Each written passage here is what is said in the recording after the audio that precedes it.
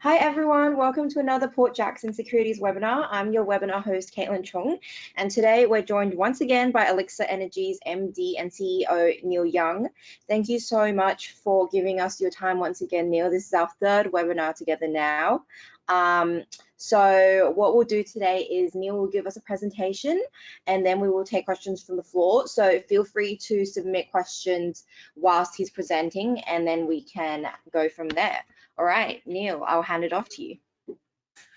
Thanks, Caitlin, and thanks attendees for joining us. Today I was going to focus on our Gobi H2 green hydrogen project. 6 months ago, spoke more about the coal seam gas side, but obviously happy to answer questions on that. But this area in particular has been the one where we've had a major new development with the joining of ourselves and SoftBank Group's subsidiary Elixir Energy. So let me take this on. Okay, let me work out how I move the okay. So just you should press the arrow button. I'm not getting much arrows. Maybe they're hiding behind here.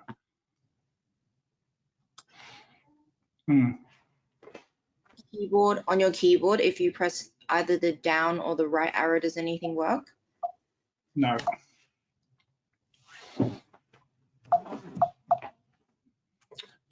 Okay. Would you like me? Okay. All good. How about? Yes. You know what? I will. Give me a second.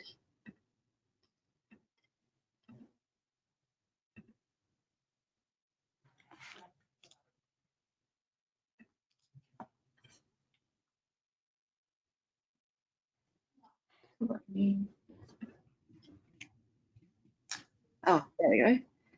Okay. Okay, we just go back one slide. Okay, thank you. Thanks, Caitlin. Apologies, audience. Thankfully, I'm not running a tech company. Hang on, sorry.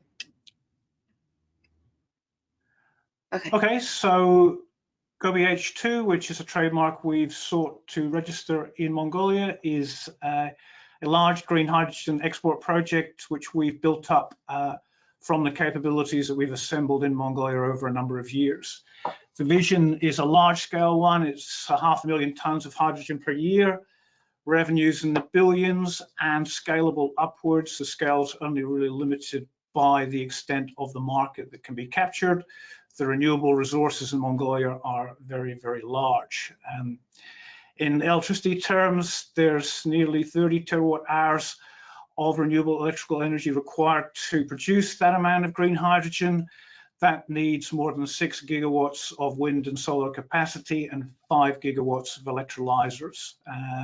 For those familiar with the industry, there's quite a few billions of dollars right there. In this sort of market, that hydrogen can replace 4.5 million tons of coking coal in steel mills and avoid 11 million tons of CO2 emissions avoided in the conventional steelmaking process. This would attract billions of dollars to Mongolia and provide the government with significant revenues and be a replacement for its current coking coal exports. And then just in a text box to the right there, I've noted the recent press release from SoftBank Group subsidiary Elixir Energy when we and they executed an MOU to progress this project. Okay.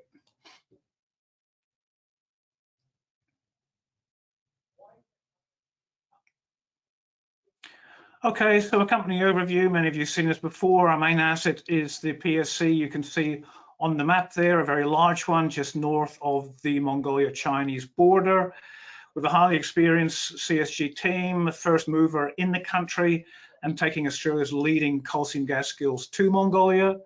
The location on the border is critical. This area has excellent infrastructure in terms of roads, railways, potentially pipelines if the Russians and Chinese build up the power of Siberia 2 pipeline. And this location provides market advantages not only for methane, but also in our view for hydrogen. We have a strong balance sheet for our size, and that funds our aggressive exploration and appraisal program for a number of years to come. Okay.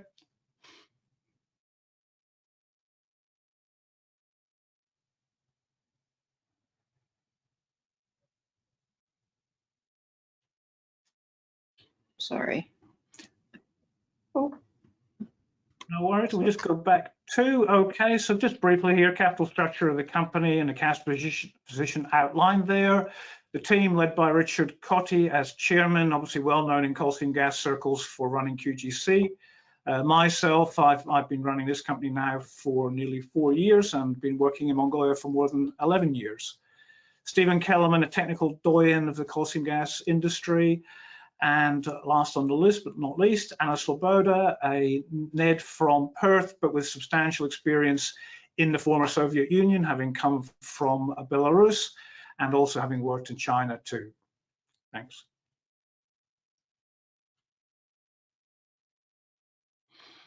Okay, so many of you might know this, so I'll go through it quite quickly, but for those who don't, it's just a bit of an introduction to hydrogen. So it's the most common element in the universe, but it's very rare on Earth, although we note that some companies are now starting to explore for it in its rare but natural state. It's common as a constituent in molecules, such as water and methane, and it can be separated from those two molecules by the application of energy.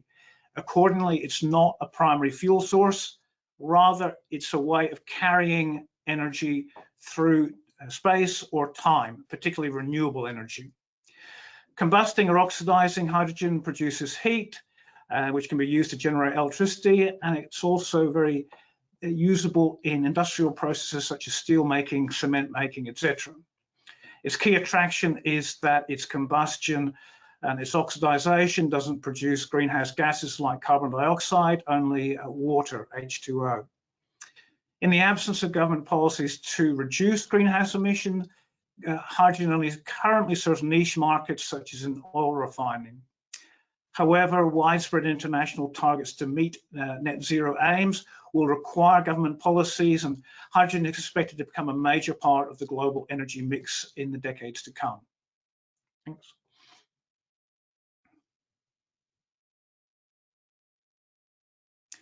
So you hear quite a bit about the colors of hydrogen, and some people, particularly a well-known iron ore magnate, is very passionate about one, but not the other.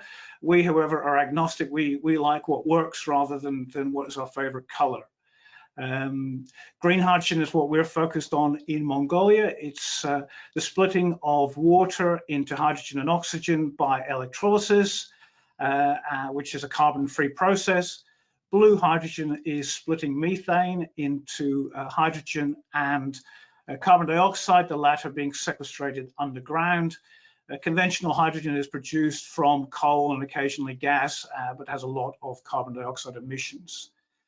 Every large energy outfit in the world considers that hydrogen is going to rapidly increase in demand and hence supply. Thanks. Okay, hydrogen can be used for many things, but some are more likely and will be earlier than others. So fertilizer, methanol, hydrocracking, that's where it's currently used. Steel is a critical one for us. The steel making industry is one of the world's largest emitters of CO2. And of course, steel is dominated by Chinese production. And in Inner Mongolia, the province of the PRC immediately adjacent to Mongolia, steel is a significant industry, much larger than it is in Australia. As you go down the ladder here, hydrogen is still potentially viable in a physical way, but unlikely to be economic, for instance, in fueling vehicles compared to electric vehicle alternatives. For small vehicles, for large ones, it will certainly have a role. Okay. Okay, so we are located next door to China, and that provides locational advantages for supplying methane, which costs a lot to move. China is estimated to need to import renewable energy and hydrogen, and here's a simple map from Bloomberg New Energy Finance, which illustrates that.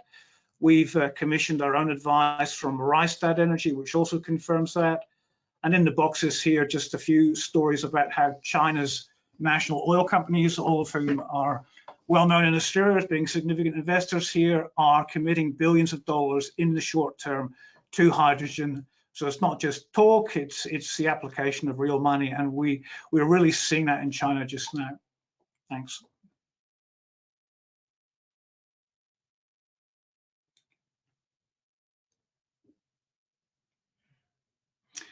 Okay, so here's another map, a rather lower scale one. The PSC, just to give a set of context there for where we are, it doesn't provide us any legal rights to produce hydrogen.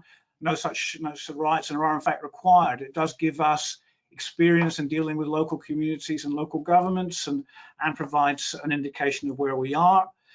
We can see the Chinese city of Baotao in Inner Mongolia, which is connected by current infrastructure to where we currently operate, and is a distance only of a few hundred kilometers rather than thousands of kilometers from potential hydrogen production in other locations such as Chile or Australia or Namibia. Okay. So hydrogen delivery costs are critical. To produce hydrogen at a site, about 2/3 of the cost are the cost of renewables.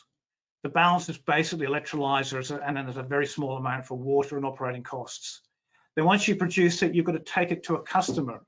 Now, if you put it in a boat, either in liquid form, a liquid hydrogen form, or a carrier chemical such as ammonia, then that's going to cost you about $20 a gigajoule to ship to a market. Now, if I compare that to shipping methane from a country like Australia, that costs about $5 a gigajoule to ship to a market. So you can see it's very much more expensive, and that's essentially down to the intrinsic quality of hydrogen. It's very difficult to reduce to a liquid, and these particular materials to move it. The delivered cost of hydrogen, which is what the customer cares about rather than the produced cost, is therefore about two things. What's the quality of your renewable energy, and what's the cost of delivery? Therefore, access to markets by pipeline is massively advantaged, and Mongolia can supply hydrogen to China by pipeline. Now, there are existing and being built hydrogen pipelines inside China. There's 8 of them currently on the go. There are a number of legacy hydrogen pipelines in the States, and certainly the world will need many more. And it's fair to say that China is the leader in building new hydrogen pipelines just now. Okay, thanks. So our project, we combine exceptional renewable resources and an immediately proximate market. We think that makes this Gobi H2 project a potentially tier 1 globally. The recent MOU with SB Energy, in our view, provides validation for that concept. And we are now working together with a primary goal in 2022 to advance a 10 megawatt pilot project. And each of us, SBE and ourselves, are pursuing various elements under the MOU. For instance, we are drilling for water, they're dealing with potential customers, etc. Thanks.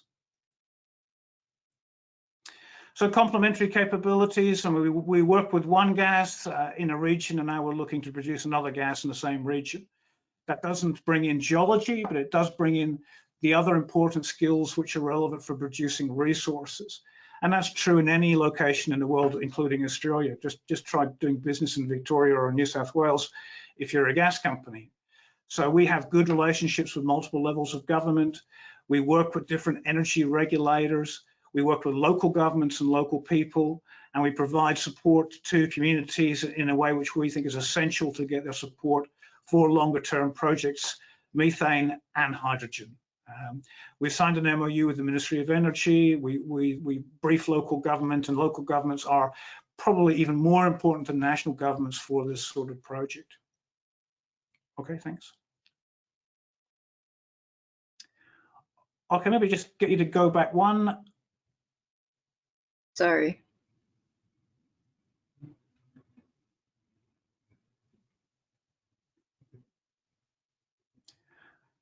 Okay, so we are measuring renewable energy resources in the country. Last year, about a year ago, we imported a SODAR, which is a tool used in Australia to measure wind to a bankable level.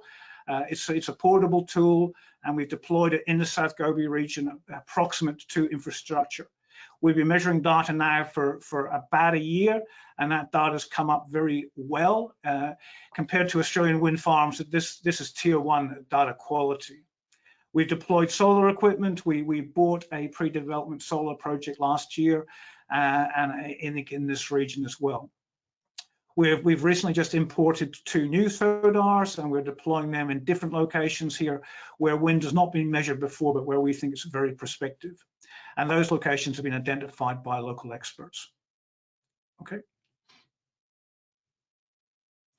So water is the physical feedstock. The water costs, as I mentioned earlier, are a trivial part of overall production costs.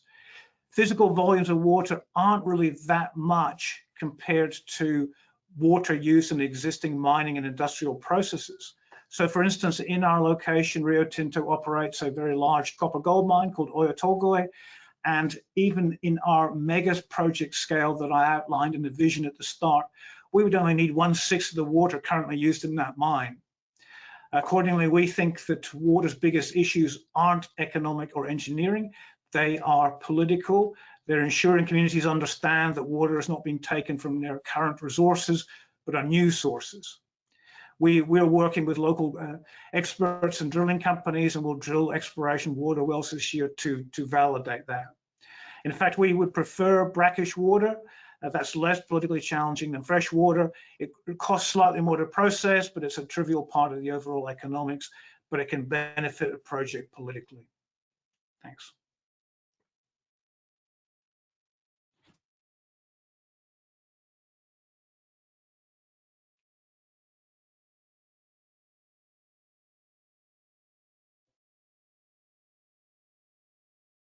Okay, just back. Oh.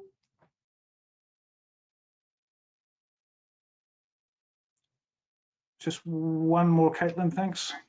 Sorry, it's just very hard to control your screen from my end. No worries. Okay, so I mentioned earlier, this year we want to advance a pilot project that will not be FID'd in this sort of calendar year timeframe, but we certainly think it's capable of being having an aggressive target towards FID.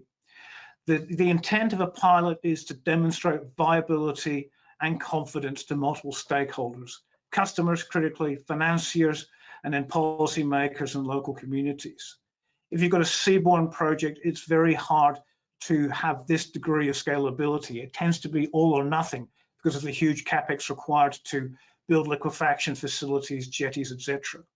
We're proposing a notional 10 megawatt electrolyzer and the associated renewable energy resources, and we'll be engaging a number of possible foundation customers in Mongolia and China, and this is where SoftBank Energy's multi-decade and extensive interactions with numerous parties in China provide an enormous contribution to the venture.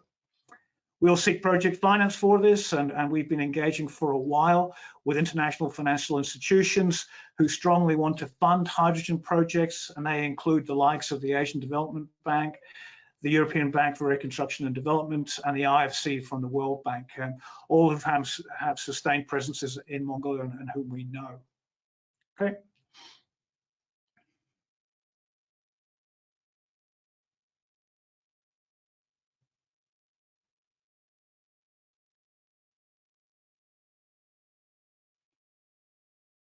Okay, I think there's just one more before then.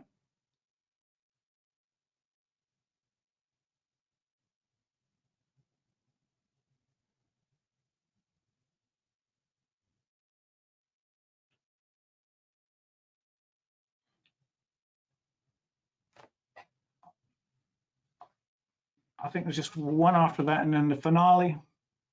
Sorry, it's really hard to control from my end. Okay. No worries, Caitlin. Apologies, audiences, to the technical glitches.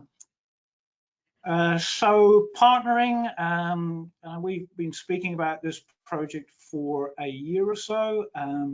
We're obviously a small company, hopefully nimble one though, and we have advanced Gobi H2 to be the first of its kind in Mongolia. Then, as we are emphasizing, we recently signed an MOU with SBE, SoftBank Energy subsidiary, who has an existing presence in Mongolia for quite a number of years. They operate a clearly world-class 50 megawatt project in the Gobi. The capacity factors that it achieves are better than anything I've seen in Australia. And as you can see, that it operates pretty harmoniously with nature, with camels free to graze in its environs. SBE brings substantial attributes, the international relationships that I mentioned, a balance sheet as measured by Forbes. SoftBank is Japan's second largest company, and SoftBank Group has a global track record of financing ambitious long-term projects through multiple means. SBE has been measuring wind in the region for some years and accordingly has bankable quality data, as we are now starting to add to as well. So a great partnership from our point of view, both parties contributing the skills that they excel in. And the goal of the MOU is to enter into a binding development agreement, and we're both undertaking actions to advance that aggressively in the coming years. Okay.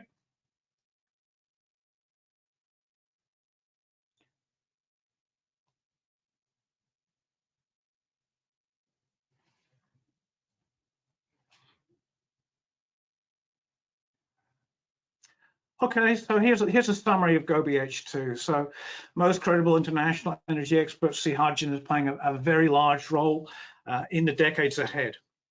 However, hydrogen is not a fuel existing in any material quantities as an element, rather it must be produced from other molecules with the application of energy. It's therefore more expensive than primary energy sources, and its role is an energy vector in time and in space to move energy around, typically derived from renewable energy sources if your goal is to decarbonize current emissions. The physical nature of hydrogen is such that it's very expensive to move, much more so than methane. Therefore, sources of hydrogen production close to market are significantly competitively advantaged, and that's why we have chosen to progress the Gobi H2 project just north of the Chinese border, where most international exports see significant demand for imported hydrogen, as well as very significant amounts produced locally. We think our location is a tier 1 accordingly, and the quality of the renewable energy resources in this location reinforces. Our first year of measuring with our soda has indicated that the wind quality is top quartile in an Australian sense, and Australia is one of the world's better wind sources. And other indications are that there are even better locations, such as the current SoftBank operated Setsi wind farm. In recognition of these factors and the skills that we've currently got, not necessarily geology, of course, although that's relevant for water drilling, but in terms of community and government relationships, which are critical for any resource project, we've got more than a decade invested in those in the country. The recent MOU between ourselves and SoftBank Energy serves as a platform to rapidly progress a pilot project, and we think it's advantageous to be able to pursue a pilot project. Many larger scale projects will be all or nothing. We can de-risk in stages and then pursue gigawatt, multi-billion-dollar scale projects, which, as already demonstrated by SBE's MOU, attracts large parties. And our role, of course, as a small company is to be nimble and quick and then bring in other people with different skills and capabilities. And we're very pleased to see that we have started that journey with SB Energy. Okay, thank you.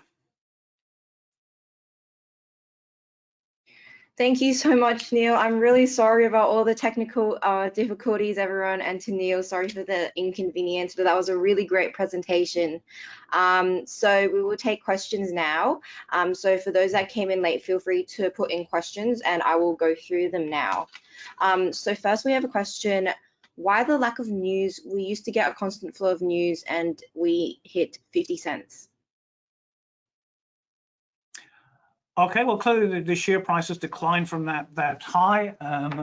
I'd say that we're no orphan in the high risk resource exploration stocks globally to have declined over the last year or so.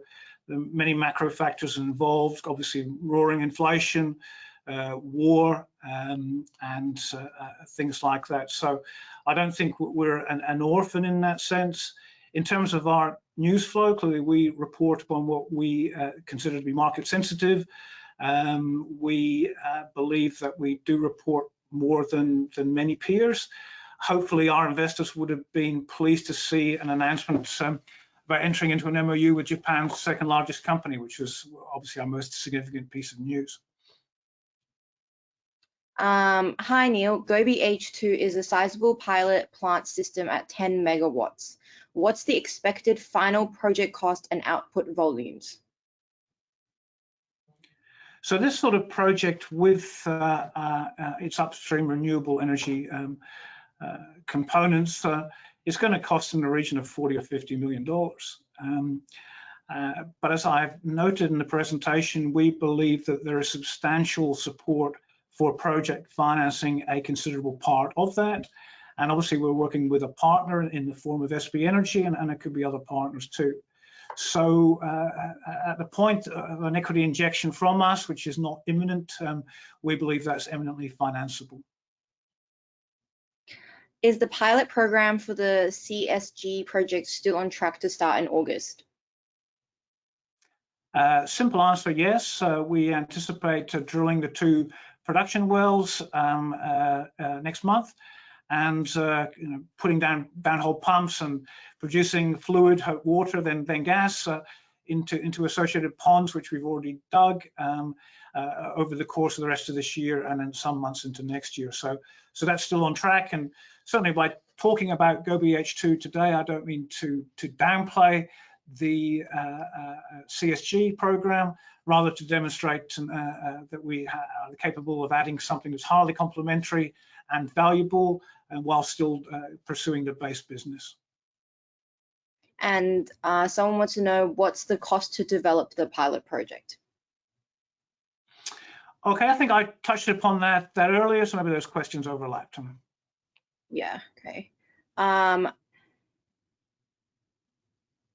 What's the weather like in Mongolia at the moment? It's actually considerably better than most of Australia at present. I've been there a couple of times recently, and in the summer months it tends to be sort of low to mid 20s. There have been some rainfall, but not a lot. It's a fairly dry country. The key point on climate is that it's very variable over the course of the year. Winter is very cold, summer's quite pleasant, and the seasons turn rapidly. Thanks, Neil, for the presentation. Can you please explain the framework that permits the current CBM acreage to be used by Elixir to produce H2, and what financial/tax involvement is there in any arrangement with the Mongolian government? Okay, so there's no connection between the rights under the PSC, which are to produce methane, and our hydrogen business in a legal sense. There are capabilities and business attributes which do overlap between the two. So hydrogen production isn't taxed under the petroleum law or any PSC regime. It's taxed under as a normal business. As and when you make profits as a company, then you'll pay corporate income tax. There's no government levy on producing hydrogen separate from normal income tax on profits.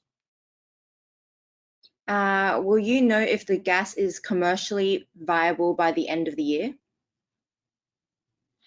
We might, but the extent of how long you'd need to flow a coal seam gas pilot to determine viability is really unknown at this point. Some projects can see gas breakthrough and sustained flows quite soon, and naturally we're hoping that's the case for us.